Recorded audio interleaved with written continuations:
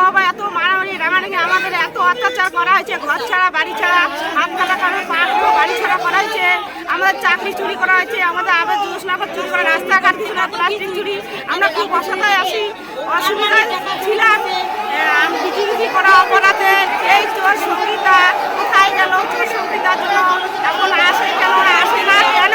চোর সঙ্গীতা আপনার এমপির গুন্ডা বাহিনী নিয়েছে নরেন, আর নরেন 20,000 করে নিয়েছে। ওই প্রত্যেকের না শুধু একজন করে, ওই প্রত্যেকের কাছে 20,000 টাকা করে নিয়েছে।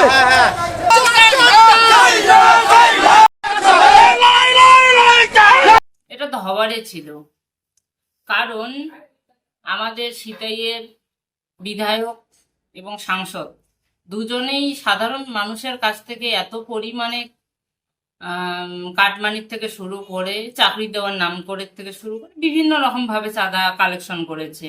তো আজকে সাধারণ মানুষ বিক্ষোভ দেখাবে, এটাই স্বাভাবিক। আজকে সাধারণ মানুষের টাকায় উনি একটা রাইস মিল খুলেছে, সাধারণ মানুষের টাকায় উনি বিভিন্ন জায়গায় জমি কিনেছে, এটা আমাদেরও শোনা কথা।